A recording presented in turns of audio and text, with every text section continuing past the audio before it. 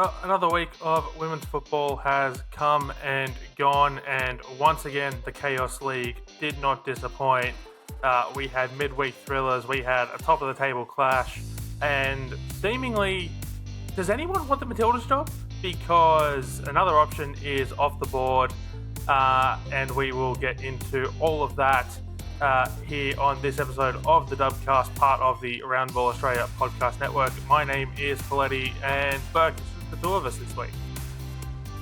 It is, but I'm very happy to be here, and I hope you are too. Yes, no, I am. Anytime we get to talk women's football is absolutely fantastic. Now, Burke, we were just talking pre-record. You were struggling to come up with a big storyline for this week. Yes, which isn't very much like me. I don't know. Like, I know a lot has happened, but I don't know what the big one is for me. But I think you've mostly taken the big one. So Yes, I have, and so that's where we'll start. Something that didn't even happen in Australian women's football, but has ramifications for our Matildas, is Casey Stoney has signed as coach of the Canadian national team. This was a report that dropped very late last week that she was the front runner for the job, and it was confirmed overnight on Tuesday that she will lead Canada going forward, who, of course, sacked Bev Priestman after the cheating scandal that rocked the Paris Olympics. And this was a name that anyone who knows a lot about women's football in this country had penciled in as this, like, she would be perfect for the job after she was I'll borrow a phrase from our guest Kieran last week. Asked to leave San Diego by Jill Ellis, despite being one of the best coaches in the short history of the San Diego Wave. So Stoney's off the board. She's already had her inaugural press conference where she talked about the culture of Canada, and she was convinced by the Federation that things were changing, things were moving forward, and which is why she's taken on that particular job. Canada in a little bit of a transition phase, as not only moving on from Priestman, but from some of the bigger names in Canadian football. Christine Sinclair comes to mind there, as well as the Northern Super League, I believe it's called. The NSL is set to launch in April, Canada's first women's professional football league. I can imagine a lot of Aussies are going to be confused hearing NSL for quite a while when that league does indeed launch. But it speaks to where Canada is at. They're going very aggressively. They want to continue to be a top side. They're full of big names. And I think that's where my big question of this comes into it. The big storyline of it is the Matildas job undesirable for some of these coaches, despite the litany of superstars in the squad. Yes, many of those are closer to international retirement, but they're still there for now. Will still probably be there through the 2027 Women's World Cup. There is a gap that exists between them and the next generation of players, which Tom Samani has tried to bridge the gap a little bit over the last few international windows. But I think there's long travel times involved. There's a desire from the Federation to have the coach relocate to Australia. We saw how staying in Europe did or did not work for Tony Gustafsson, depending on which way you want to look at it. It's a big move for a lot of people to make, to commit to going on the other side of the world. Whenever a home set of friendlies or qualifying windows rolls around, there's lengthy travel times from Europe. You're looking at 16 plus hours for some of these players. So you lose a training day on the way in at the start of camp. You lose a training day on the way out at the end of camp. Like, they will finish a game at 10 p.m. on whatever night it is, and they'll be back at the airport at 5 a.m. the next morning to make their way back to Europe. So this is valuable time that you lose every time there's a home window here in Australia, Burke. And I just think, again, I'll ask the question. does that make the job undesirable for a lot of coaches who are based in Europe or based in the US or parts of Asia that aren't used to these lengthy travel times and either don't want to or can't navigate it? I'd say it'd probably have to be the top reason why people could be declining. Because there's, yeah, like you said, we have incredible players here. We have a really strong program. We do have lots of youth coming up that look like potential stars. So really the only thing that's kind of left is either they hate us or they don't want to spend their life on planes. And I'm going to say it's they don't want to spend their life on planes because I don't want it to be the other option. Yes, as, I believe you were very familiar with having a job on plane, Burke. Yes, yes, I was a professional at plane during the Women's World Cup. Yeah, so and it wasn't even for long periods of time, but it was still too much. So I do understand if people do particularly hate having a job at plane. I just, I guess I look at it, there's so many positives to want to take out of the Matildas job where the resources are there, the facilities are there. It's on the surface seems like a very desirable job, and yet it's been what 8 months since Paris, or they're about 7 months maybe. Of time is an illusion, but it's not like it wasn't known that Gustafsson's contract was coming to an end. We discussed it last week that Joe Montemurro was allegedly being courted by the FA, according to Andy Harper. But I mean, he signed with Leon 3 months before Tony's contract had expired at the end of the Paris Olympics.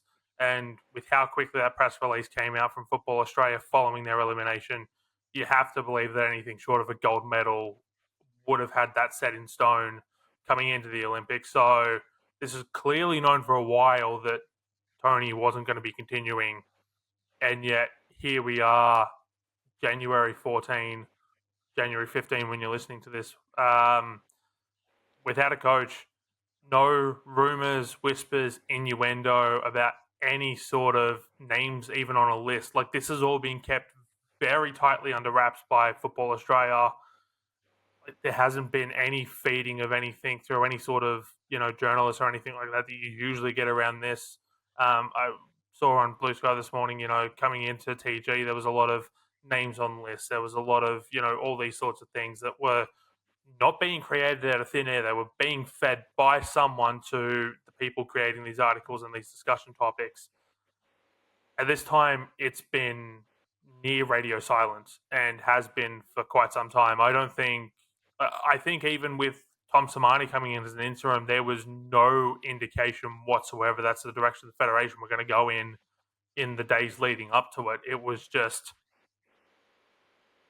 randomly announced on a random Friday in September, October. Like I said, time is an illusion. I don't remember. A few months ago now. And yeah, I just like there's been nothing this time. Names continue to come off the board. I yeah. Do you have any idea? Like I know we discussed this last week, but like it's just this very, very strange one. It really is. I have absolutely no idea. I've spoken to a few other journos that I know. They don't have anything. Um, and yeah, just there's nothing. Like you said, with the appointment of Tony, there was heaps of chatter. There was heaps of stuff. I remember losing my mind on Twitter multiple times because people had suggested certain names, and I was like, "Don't do that, don't do that." But I haven't had a chance to do that. Someone give me a name. Give me something. But yeah, it's looking more and more like we're going to have Tom Samani taking us to the She Believes Cup because we're really running out of time. Because what they'll announce, it'll be less than a month before they announce the roster for the She Believes Cup, and that's really not enough time for a head coach to sort that out. So yeah, I think we're looking more and more like a Tom Samani She Believes Cup, which I'm not against, but he is meant to be interim. Like if they want to make him the head coach, just do it. Yeah, no, I do agree with that. So I do want to go back to an article I wrote for Roundball Australia in August. Five options you could replace Tony Gustafson as Matilda's coach. On that list, I had Ante Juric. Well, Ante Juric has since taken on the Sydney United men's job, as well as delivered Sydney FC to 11th place at the midway point of the A-League women's season. I had Mel Andrietta. She's on leave at the moment. Casey Stoney, she's off the list. Joe Montemuro, he's off the list. And as a smoky, I had Gary Van Egmond. Uh, no one seems to have heard from him since he returned to Australia and left his role at the Chinese FA. I also put that in there as a smoky because I thought five sounded like a much better number than four. One name I didn't mention, and you said you wanted a name, Burke. I'll give you a name. Rado Vidicic. Please. So this was Oh, one.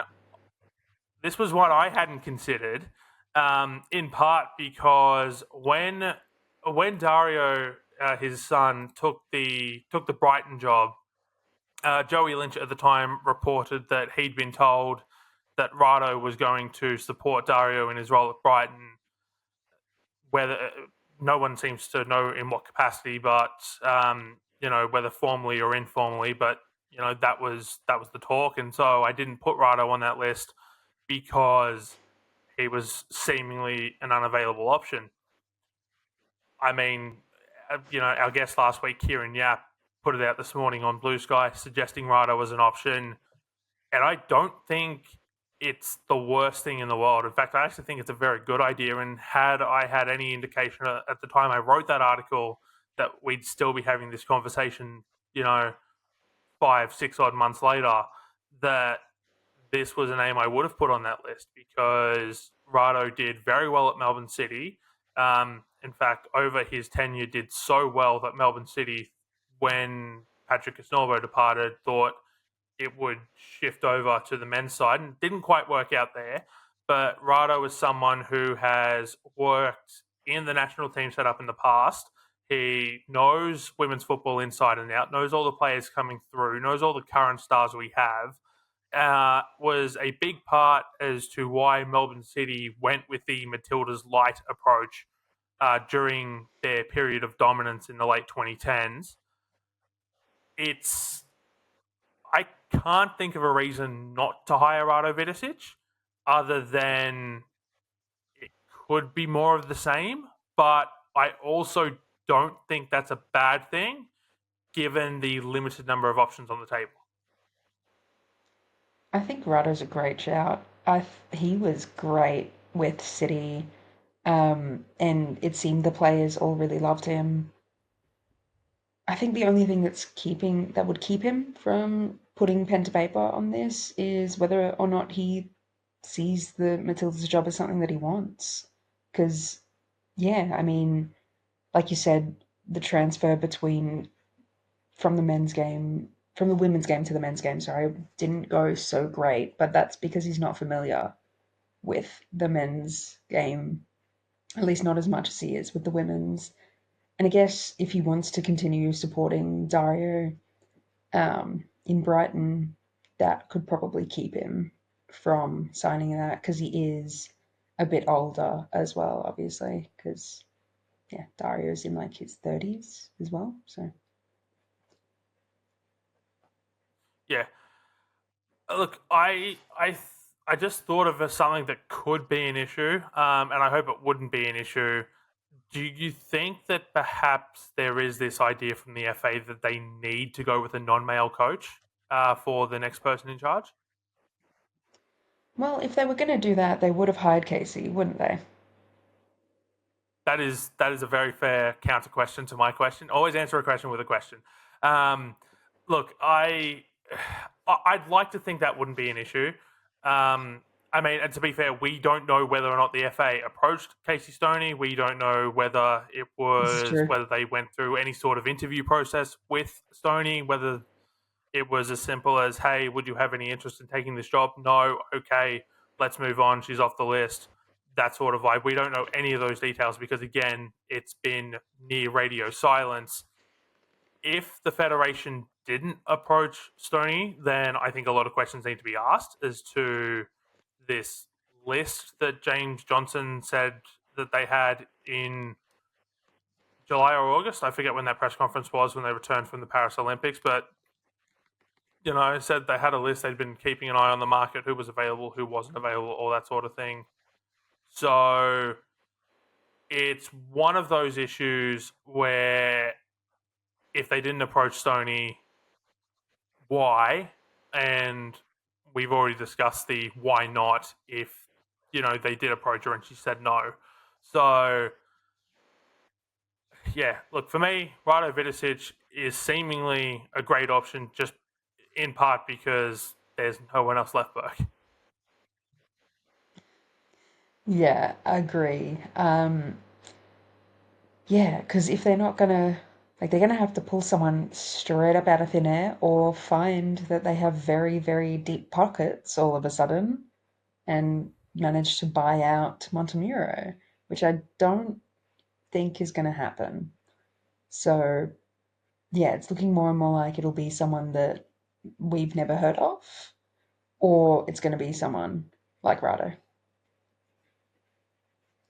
Yeah. So hopefully that gets sorted soon. You did mention the She Believes Cup, and that's 4 or 5 weeks away.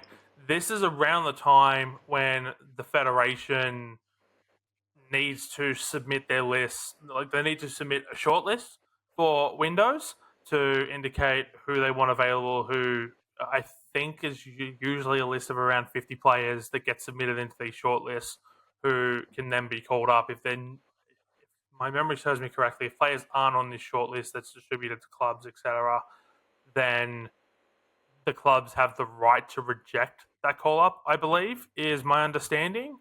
Um, and so that also raises a question of who's determining who's on this short list and who isn't. And, if they pull a coach out of thin air, does the coach even want these players for this window? If it's Tom Samani, then okay, fine. You trust that he knows what he's doing with selecting his shortlist. But I mean, if someone else comes in, are they going to want someone on this list? Like, I think someone like a Tash Pryor, right? Who after her last window would seemingly be on this list. Is that someone that a new coach is going to want? Maybe or maybe not.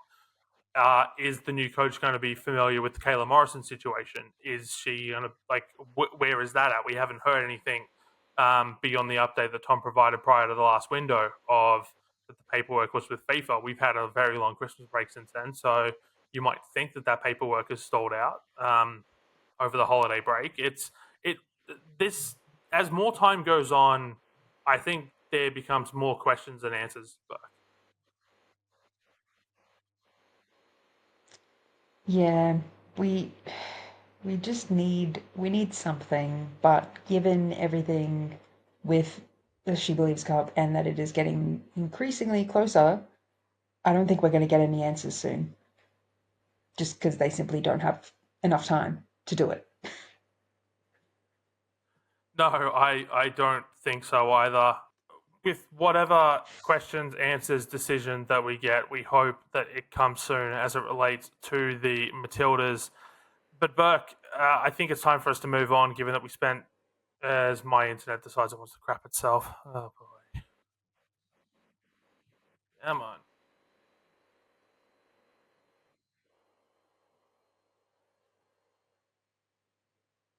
Am I back? Yes. Okay, good.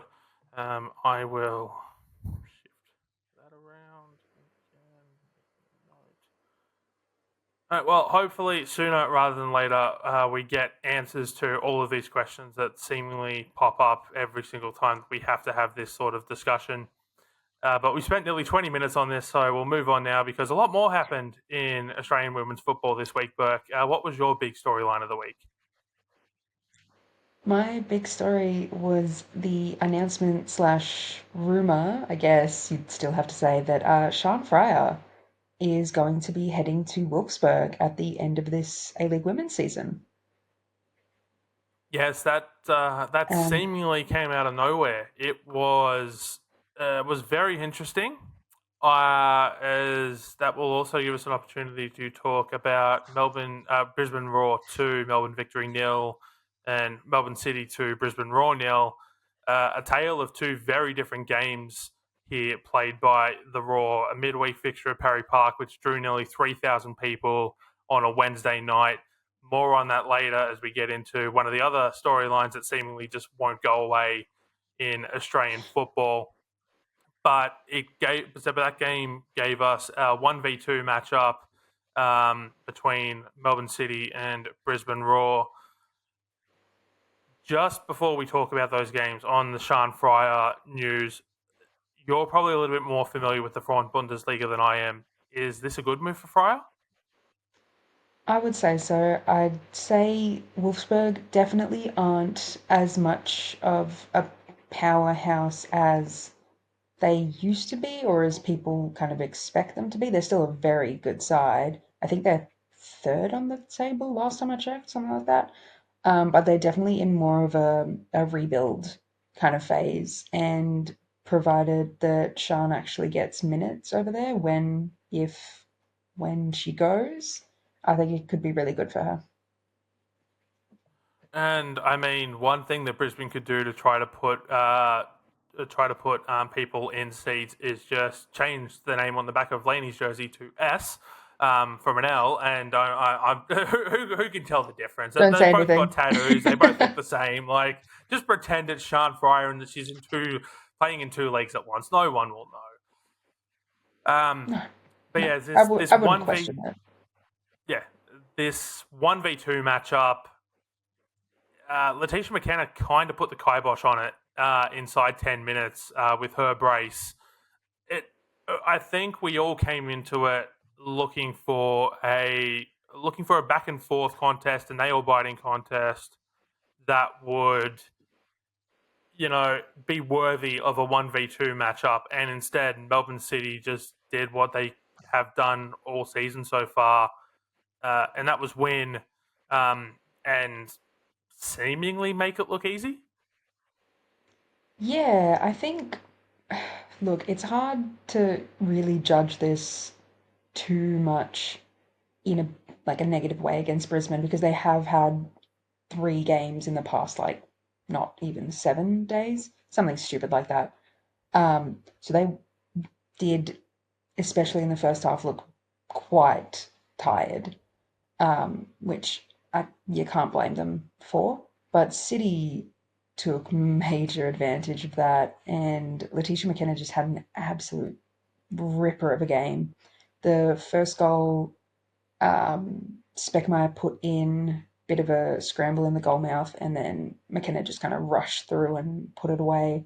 And then the second goal was just an unreal free kick that no one was going to save unless you are literally Inspector Gadget with arms like that. Like you're not getting to that. Um, but the second half and in the first half there was the penalty save as well by Matidas, which wasn't Meeks's best shot from the spot. We know she can make a dead ball kick, like she can do a pen, but wasn't her day today. And yeah, she kind of telegraphed it a bit too much to Mieres. But yeah, second half definitely saw Brisbane kind of fight back a bit. It looked a lot more level. It looked a lot more like what I was expecting the entire game to be. But when you have a player like McKenna who's been clearly building in confidence week in, week out, and just seizes the moment that she's given, there's not much anyone can do. But yeah, the second half was definitely a lot more what I was expecting the entire game to be. But yeah, the whole kind of lead up to this, we were all kind of being like, oh, this is this is the grand final. This is the grand final pre-game. This is the preview, which is why I found it, yeah, very interesting that they chose to release the information that Sean Fry was going to be leaving at the end of the season. It was very curious kind of timing for them to do that because you'd want everyone, kind of focused on this game as much as they can be. So yeah, don't really know what they were going for with that, but that's what they did. And yeah, I'm not sure if it affected Sean's game. I think City's backline were just very, very effective at shutting everyone and everything down, even themselves at some points. Um, but yeah, yeah, City did the City thing that I'm more used to than the City thing they've been doing as of late, where they tend to go down and then come back. So it was good to see them start on top and finish on top and not have to kind of claw their way out of a hole they dug themselves in. So yeah, it was a good game, I would say. Yeah, so you mentioned the fixture congestion for the Brisbane Roar. 2-1 loss to Canberra on the 4th of January. That midweek Wednesday clash against the Victory, which was a 2-0 win. And then the 11th of January, Saturday, saw the 2-0 loss to City. On the Raw, do you think that this is an indication of how they might perform against City when they meet later this season and then potentially in the finals? Or can this just be put down to fixture congestion? I I want to say it's somewhere in the middle.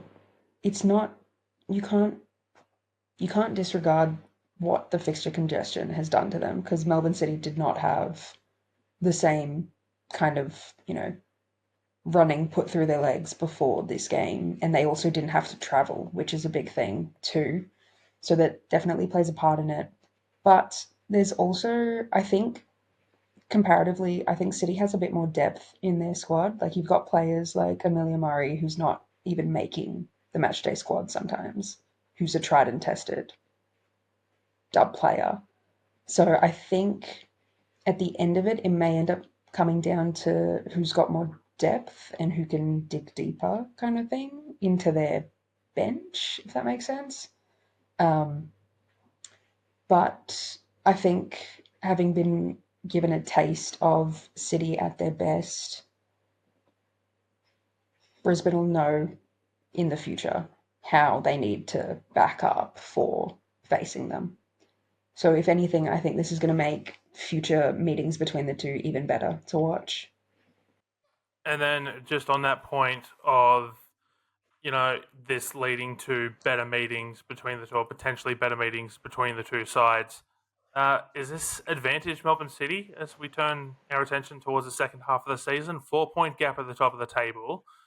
They have they are yet to lose a game this season, denying us the wonderful circle of dub that I know the Far Post Pod are very keen to get up and running. They love the circle of dub, but they still haven't lost.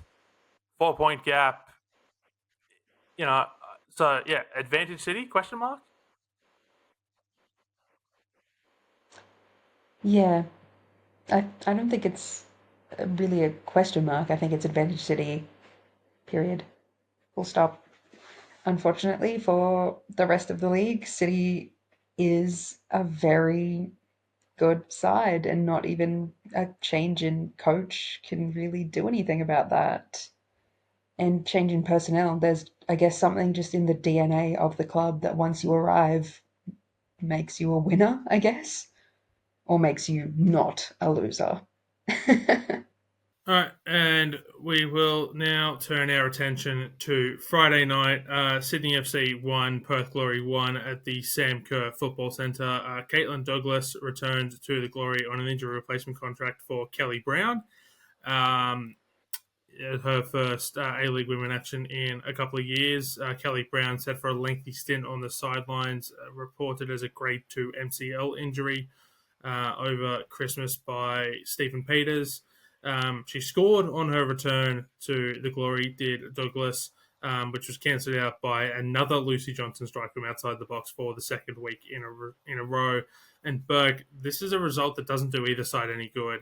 as the gap continues to grow between the two sides and the top six. Perth sitting 10th on 9 points, and Sydney in 11th on 6 points. They're off the bottom of the ladder. As the Wanderers fell to the Mariners later in the weekend. The gap is growing between these two sides and the top six.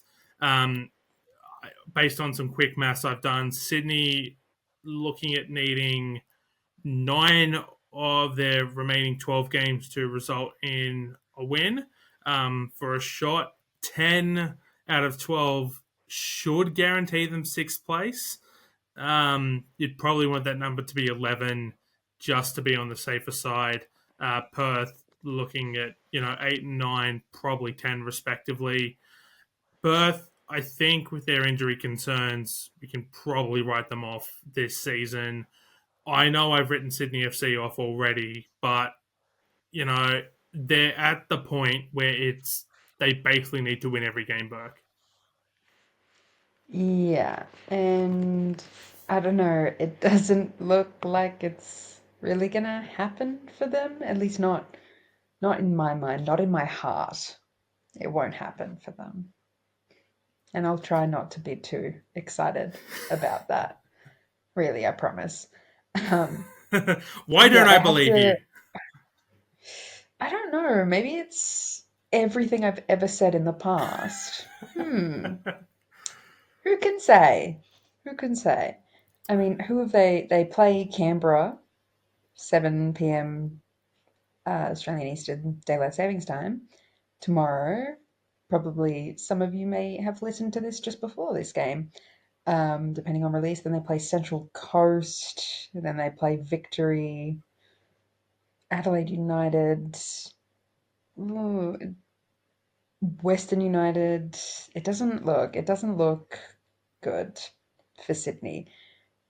And given the way that they're playing, there's just there's just something so deeply off about them this season, which is so strange and off-putting, but not in a bad way to me. Obviously, it's off-putting to many others, but not to me. Um, yeah, it's just weird. But I mean, I guess we're due for a change. It was getting a bit boring having Sydney winning everything all the time, but hey, crazier things have happened in this league than a team coming from the bottom to get into the finals. Although it wouldn't be as exciting as it would have been in previous seasons where it was only the top four. Because this time they only have to make it to sixth, which is dead halfway on the table. Sorry. Um, so yeah, they could do it. I don't think they will, but hey, they could prove me wrong. Wouldn't be the first time. They could. When you said that there's something just unsettling about it, my mind immediately went to the Simpsons episode where all the teachers went on strike and the kids were all being homeschooled. And Marge talks to Homer about it, and it's just like there's just something unsettling about seeing someone flying a kite at night, and it just immediately turns to Bart flying a kite outside the Simpsons house at night, and it's just like, "Hello, mother dear." It's like that's it. I'm doing something about this. Like that's a scene that just immediately flashed into Someone my mind. someone needs to do something about this. I hope they won't, but someone does need to do something about it. Yeah, so Douglas got her goal because of an error from Talia Franco. The second week in a row she's made an error, and she was subbed at halftime. So Bree Edwards gets her first minutes since the first time they played Melbourne City this season at Unite Round, where her error led to the Melbourne City goal. The young goalkeepers, Ante Ura just said he's going to back them in, and continue to improve and develop, but his actions are saying something else. It almost seems like at the first time of asking when they make an error, he's yanking them and replacing them with the other person and just hoping that fixes it. Like it's just the actions aren't lining up with his words, are they, Burke? No, no. If anything, it feels a bit mean. I mean, not giving your goalkeepers a chance to redeem themselves, kind of thing. But given the state of Sydney, I can understand, I guess, why he would be like, you know what? You're like, it's one and done now. Like, you get one shot, and then we have to do something new. So you're right that it doesn't match up with what he's said, but I do understand the need to be cutthroat in given the situation. Yeah, and look, they've got to win everything. Like, if you haven't written the line through Sydney already, I'd be writing the line through them now. Like I said, I wrote that line a few weeks ago. Not quite in permanent marker, but we're getting close to the point where you can put it in permanent marker. We'll go now to Central Coast Mariners 3, Western Sydney Wanderers 1. The Wanderers coming off the back of a midweek fixture, which they lost 3-0 to the Wellington Phoenix on Thursday night. A red card in that game to Sham Karmas in the 35th minute for denial of an obvious goal scoring opportunity. Uh, the Wanderers managed to get to the break at 0-0 when Keely Segovcic came in, and then Alyssa Wynnum just straight off the kickoff decided, no, I'm scoring here. Segovcic was caught off her line, and what a goal it was from near 40 yards out.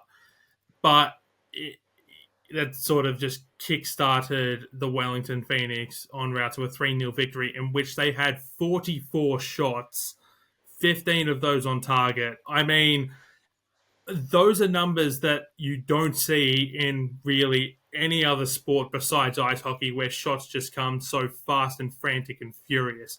44 shots, Burke. Yeah, I hadn't seen that number, so that is unreal. Defense? Do we know her? No.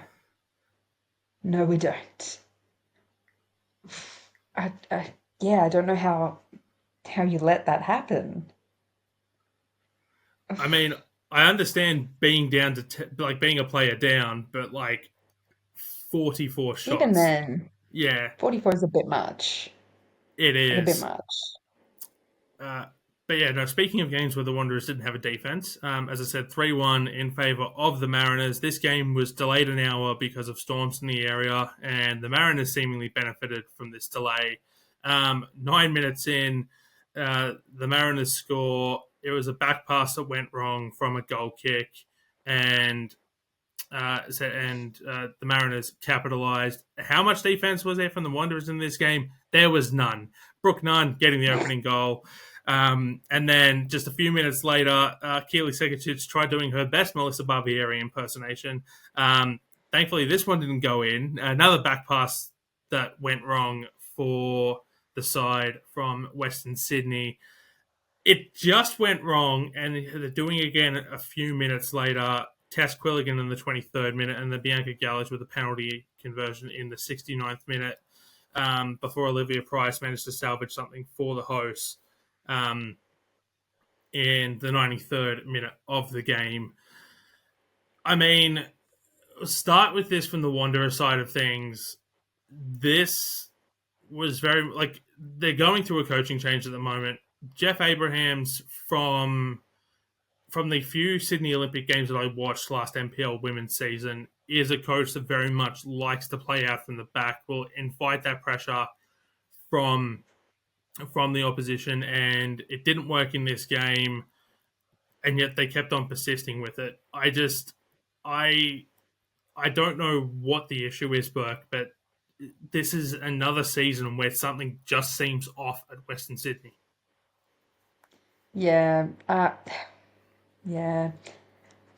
Why would want to persist with the inviting pressure in, especially on a team like Central Coast that will apply pressure without you inviting it, is a bit beyond me, but I'm not a head coach, so what would I know?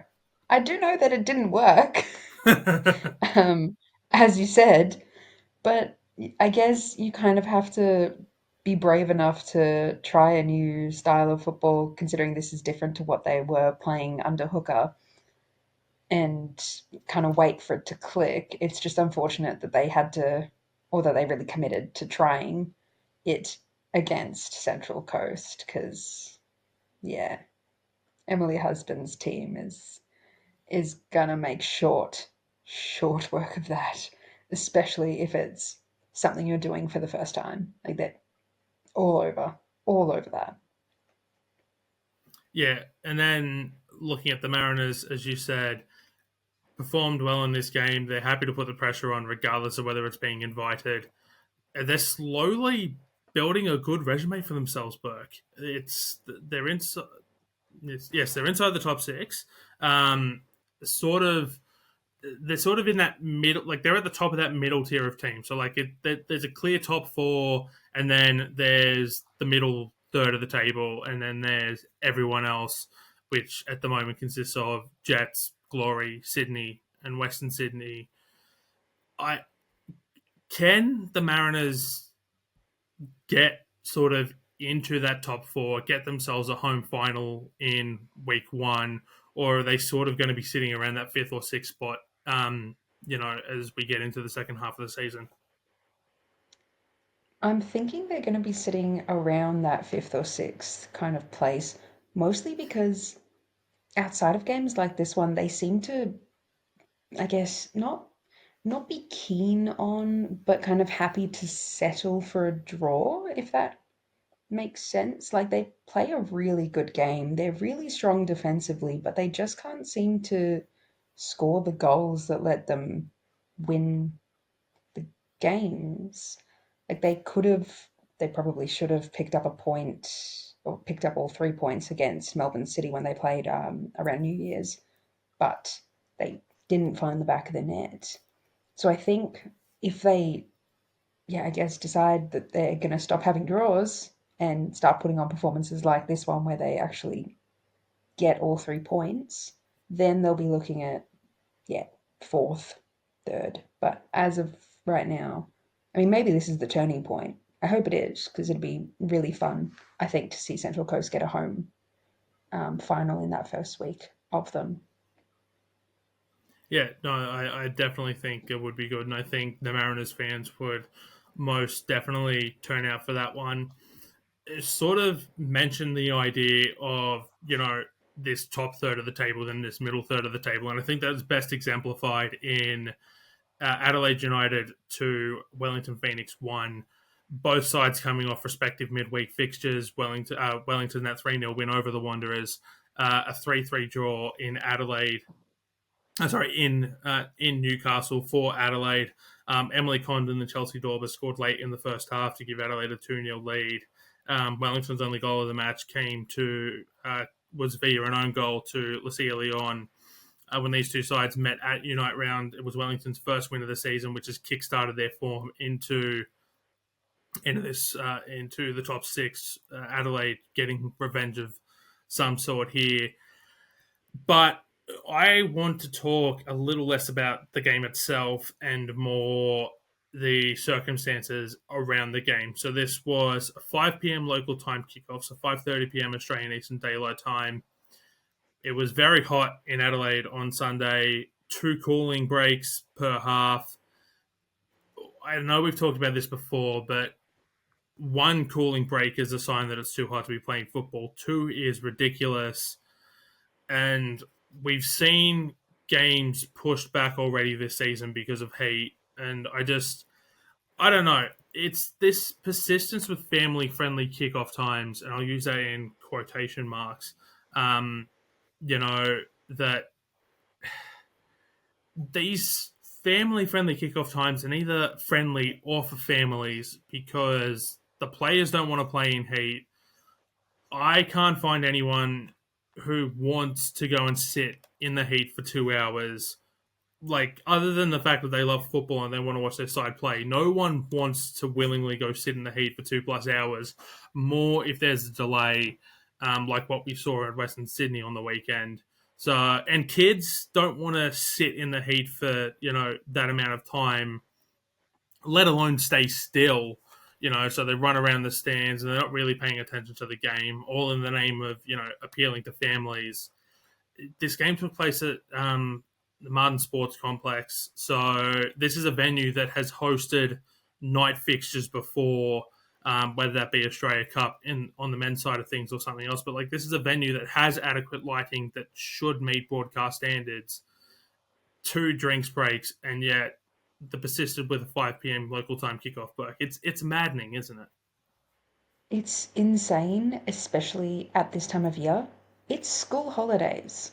The children, should be allowed to stay up later. Is that not how school holidays work? That's how school holidays worked when I was in school. I don't know, maybe they've got something new that they're doing these days. But no one needs to be out at that time in that kind of, absolutely grueling heat. I mean, and people are still working. Even though it is school holidays, lots of parents are still working. So the families can't go to the games because half of them are at work. Have we considered this? No. Clearly, because we're still doing this. At some point, I don't know, everyone's spoken about it before, but this really has to start falling under an OH&S kind of thing. Yeah. Because this is not safe. I don't understand how you can expect your employees, because footballers, whilst they are athletes, they are employees, to work in these conditions. They're not playing in an air-conditioned facility. They're under the sun in 35 or whatever the lowest temperature, the lowest incredibly high temperature that they allow for 2 hours. I don't even run when it's cool outside. What? How are we still doing this? Climate change isn't going away, guys. It's not going to get better. We need to sort this out now. Oh my god. Yes, we need to sort this out yesterday. But I mean, the Victory and the Wanderers game was delayed because of excessive heat earlier this year. That was the most recent example. Perth and Adelaide also played in hot conditions at the Sam Kerr Football Centre earlier this year in a game which had drinks breaks as well. I said this at the time that why that game couldn't have been pushed back to 5:30 or to 6 o'clock local time to sort of bring the temperature down a little bit. And one suggestion that was floated out was that the lighting was inadequate. But then, as we just saw on Friday night, clearly the lighting at that venue is adequate because it can host a Friday night fixture. So, persisting with these times is maddening. Far in advance what the expected temperatures are going to be. It's not like this is a call that needs to be made 2 hours before kickoff when people have already started making their way towards the ground. This could have been made on Friday. Go, hey, we're expecting 35 degrees or whatever it is. We're going to push kickoff back an hour to 6 p.m. local time and sort the issue out that way. And just on that, we talked about this earlier a little bit with Brisbane, their midweek victory over the Melbourne Victory. They drew nearly 3,000 midweek to Perry Park on Wednesday night. To me, that shows that if you play it at the right venue and at the right times, people will come. Push kickoff back. It's not hard, people. It's not rocket science. It's not brain surgery. It is just the simplest things. Whoever it is that's deciding these fixtures should really think to themselves, hey, do I want to go and sit in the sun for 2 hours in January in any part of this country? And if you're answering yes, you're a sociopath, and I'm very concerned for you. Any normal person will say, no, I don't want to do that, and I won't. So I won't subject everyone else to it. It's just unreal stuff, really. And Brisbane have proven it, like you said. if you are sensible, people will come. I mean, I understand that there are a couple of venues that don't have lighting requirements that meet broadcast standards. One of those is McKellar Park, where we saw Canberra 2, Western United 1 on Saturday afternoon in in hot conditions once again. Not for the first time this season that there were hot conditions for a Canberra United home game. Catherine Zimmerman opened the scoring. This was followed by Claudia Mihocic own goal. There was an injury to Tegan Bertolicio after Western United's first goal, so she had to sub out early. Canberra scored the winner through Sophia Christopherson, which was only her second goal in the competition.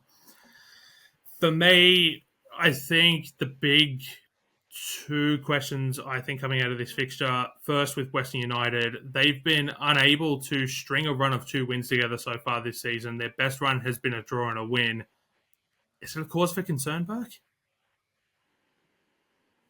Yeah, I would say so. I mean, given the personnel that Western have and what they're capable of doing, I mean, I always think about it because I was there, but that first game that they had where they just played an absolute demolition on, was it Wellington? I think it was Wellington. Like they can play really good football. They should be playing really good football. I don't know why they're not playing really good football. Yeah, and it is a bit concerning that they haven't been able to string together 2 wins. But I'm not sure how they fix that. I think there's only one person who can come up with the answer for that question, and that is their coach, Cat Smith. Canberra, on the other hand, they continuing to just fly under the radar, putting results together. They're now just outside of the top 6 with this win over Western United, leapfrogging them into 7th spot. A win over Sydney FC on Wednesday night, the day of release of this podcast, in the midweek fixture at Leichhardt Oval would put them into the top 6. Canberra have been a bit of a bogey side for Sydney FC, so a win for Canberra is not out of the question. I mean, top 6 for Canberra, yes, no, I know we discussed this last week, but I said they're just continuing to just quietly go about their business. No, I'll say yes. I think they can do it. They can beat Brisbane, who are second on the table. They can absolutely beat Sydney, that are in 11th. Like, let's be serious. And we'll head now to the hunter for the last game of the round that we need to talk about. Melbourne victory 2, Newcastle 0. 2 first half goals to Emily Gilnick and Rachel Lowe were enough to see the victory get the win. A rebounder from a tough midweek loss to the Brisbane Roar. The Jets ravaged by injuries and suspensions. Sheridan Gallagher picking up her 5th yellow card in that midweek game against Adelaide, and Tash Pryor, we talked about her suspension last week, 2 games, so this is the second of her 2 games. If you want to relive that chat, go back to last week's episode. But for the victory, they keep pace with City at the top, even though there is that 4-point gap, and they do sit third on goal difference. Very much, it's very hard to call a game like this a must-win for victory, given that they sit inside the top 3. I think they would have dropped out of the top 3 if they lost to Newcastle here, given Adelaide's win. But still well inside the top 4, well inside a place for a home final, whether that be in the first week of the finals, or they get to pick whether they want to host first or second for the semi-finals. But this almost felt like a must-win to keep pace with Melbourne City at the top, Burke.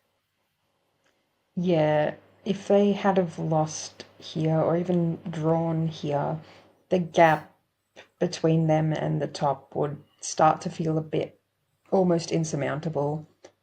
But luckily, you have players like Emily Gilnick and Rachel Lowe who don't let that happen. And I do feel for the Jets here, because obviously the Gallagher loss, having hit those 5 yellow cards and having to um, do that suspension is fair, but I still don't think Pryor should have been out for this game, nor should she have been out for the last game. But it's whatever. It is what it is. It does suck because the Jets clearly missed her defensively, and they definitely missed Gallagher as an attacking presence. So, yeah. Yeah, it's an unfortunate result for Newcastle. Sitting in that bottom four, that lower third of the table that we discussed already, and seemingly with a mountain to climb if they want to make it back to the finals again this season. We'll turn our attention now to the Australian Women's National Football Team, which is their official government name. I've been calling them the Futsal Tillies. I know your Beyond 90 co-host, Eric Subiano, has been calling them the Futsal Tillies as well, Burke. They're 2 from 2 to start their Asian Cup qualifying campaign in Group C, being hosted in Uzbekistan. They got a 6-1 victory over Turkmenistan to open qualifying before a 5-0 victory on Monday night / Tuesday morning, Australian Eastern Daylight Time, 12 a.m. kickoff against Kuwait. The game against Kuwait should have had a wider margin. Their goalkeeper was absolutely insane, just saving things left, right, and centre. The scoreline doesn't reflect just how dominant the Tillies were in this game against Kuwait. They'll next play group host Uzbekistan at 12 a.m. Australian Eastern Daylight Time, Saturday morning, Friday night, before rounding out with a 9 p.m. Australian Eastern Daylight Time Sunday night clash against the Philippines. The Philippines are the host nation for the inaugural Futsal Women's World Cup, which will be held in between November December 2025. If the Futsal Matildas were to get a win over host Uzbekistan, it would ensure them a top 2 finish and a spot at the 2025 Women's Futsal Asian Cup. That will be held in May. That tournament is doubling as qualifying for the World Cup. So, Burke, the Futsal Tillies, in their first competitive outings, well on their way to their first major tournament appearance. Yeah, I haven't watched too much of them, but from everything you've said and from everything I've seen and heard, it's looking really, really good for them. Um, Getting that clean sheet is great. I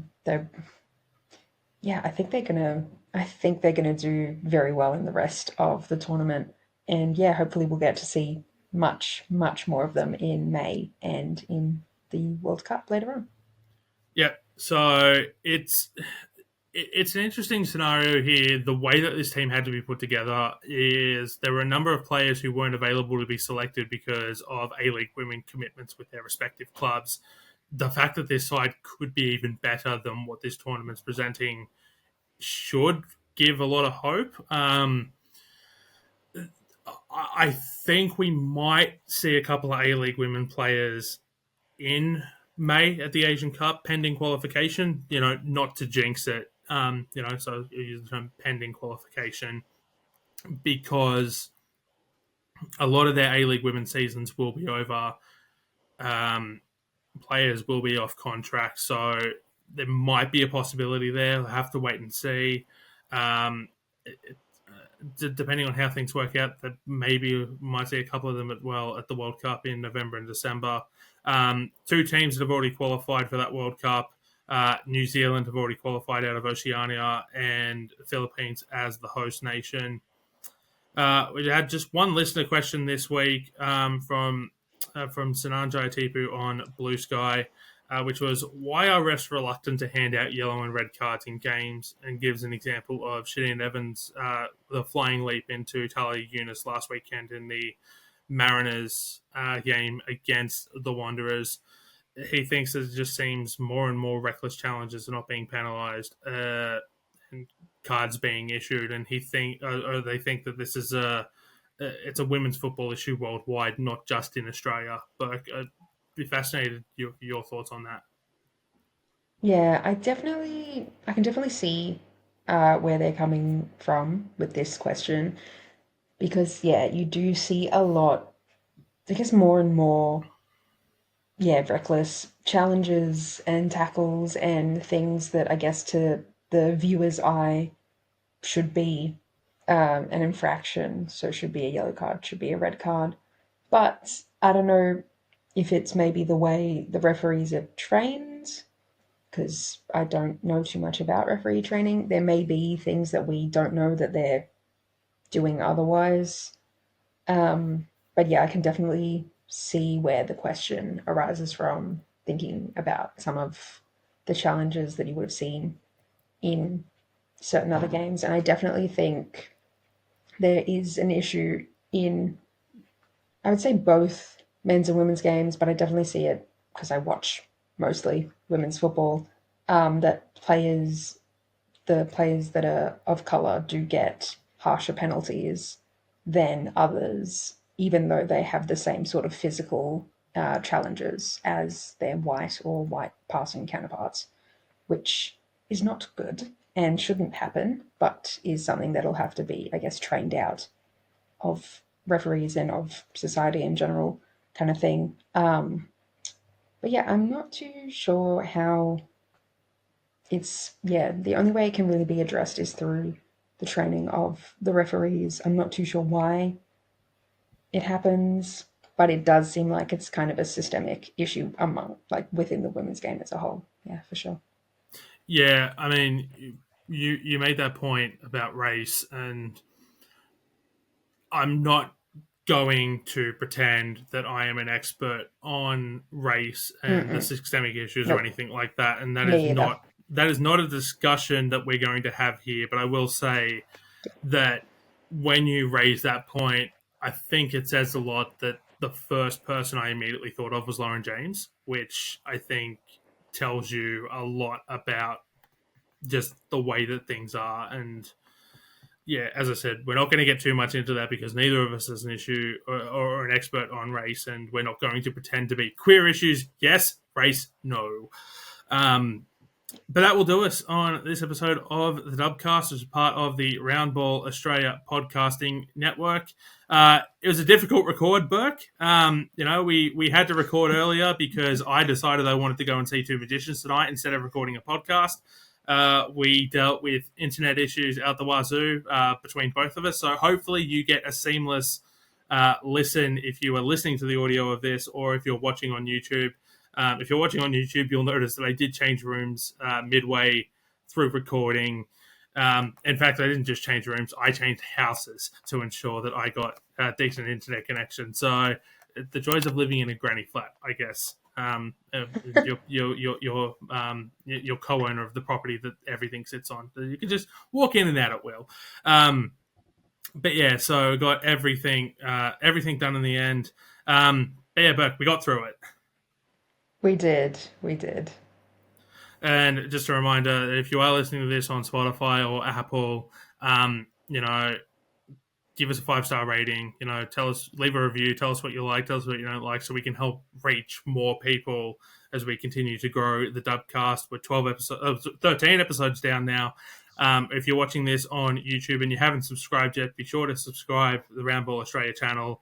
We've just ticked over 500 subscribers. We want to continue to grow that number so that we can continue to bring more quality content here from the entirety of Round Ball Australia. Thank you so much for joining us. We'll be back next week on Wednesday. Thank you so much for listening. Goodbye.